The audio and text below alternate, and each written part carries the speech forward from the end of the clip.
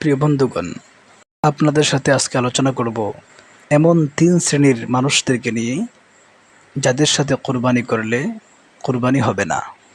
প্রথমেই হলো এমন শ্রেণীর মানুষ যাদের অধিকাংশ সম্পদ হলো হারাম, যেমন সুদখোর, যে সুদের উপর টাকা ইনভেস্ট করে, ঘুষখোর, জুয়ারি, যে নিয়মিত জুয়া খেলে, চোর, ডাকাত, রিলিফ অথবা অন্যদের সম্পদ আত্মসাৎকারী। এমন ব্যক্তিদের সাথে মিলিয়ে কোরবানি করলে কোরবানি হবে না।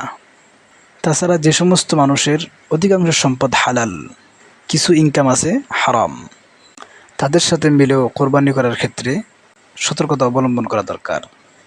এ ব্যাপারে নিশ্চিত হতে হবে যে সে হালাল সম্পদ থেকেই কোরবানির জন্য টাকা প্রদান করেছে।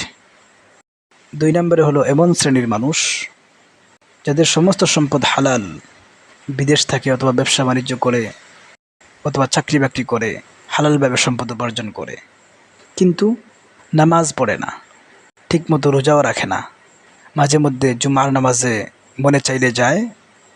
এমন ব্যক্তিদের সাথে কোরবানি করার ক্ষেত্রেও সতর্কতা অবলম্বন করা দরকার।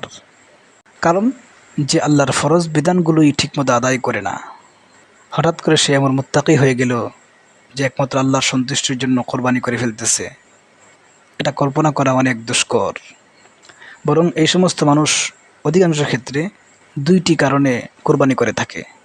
1 নাম্বার হলো যে তার অনেক সম্পদ আছে, ইনকাম ভালো, কোরবানি না করলে লোকে কি বলবে, মানুষকে দেখানোর জন্য কোরবানি করে।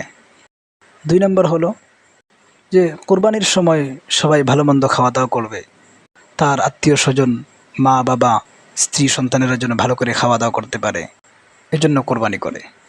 এক কথায় তাদের অধিকাংশের উদ্দেশ্য থাকে হয়তো মানুষদেরকে দেখানো, নয়তো প্রিয়জনদের খাবারের ব্যবস্থা করা। 3য় শ্রেণীর মানুষ হলো ওই সমস্ত ব্যক্তিবর্গ যাদের উপর কোরবানি এখনও ওয়াজিব হয় নাই, কিন্তু সামনে কোনো অনুষ্ঠান আছে, যেমন মেয়ের শ্বশুরবাড়ি থেকে আত্মীয় স্বজন আসবে, ছেলের শ্বশুরবাড়ি থেকে আত্মীয় স্বজন আসবে, অথবা কুলখানি করতে হবে, নাওলানি করতে হবে, ইত্যাদি যে কোনো অনুষ্ঠান, তাই গোশত সংগ্রহ করতেই হবে। এজন্য ভাবলো যে এখন কোরবানি করে নেই, তাহলে আমার কোরবানিও আদায় হয়ে যাবে, আর পরবর্তী অনুষ্ঠানের জন্য গোশত সংগ্রহ করা হয়ে যাবে। এক কথায় এই ব্যক্তির মূল উদ্দেশ্য হলো পরবর্তী অনুষ্ঠানের জন্য গোশত সংগ্রহ করা। যেহেতু তার উদ্দেশ্য একমাত্র আল্লাহকে সন্তুষ্ট করা নয়, এমন ব্যক্তির সাথে মিলে কোরবানি করলে অন্য সকল শরীকের কোরবানি নষ্ট হয়ে যাবে। এজন্যই আমাদের উলামায়ে কেরাম বলে থাকেন, শরিকানা কোরবানির ক্ষেত্রে খুবই সতর্কতা অবলম্বন করা দরকার। অধিকাংশ ক্ষেত্রেই কোরবানি হয় না, নষ্ট হয়ে যায়।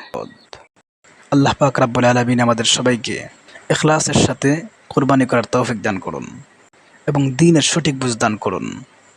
ওয়া আখিরু দাওয়ানা আলহামদুলিল্লাহি রাব্বিল আলামিন।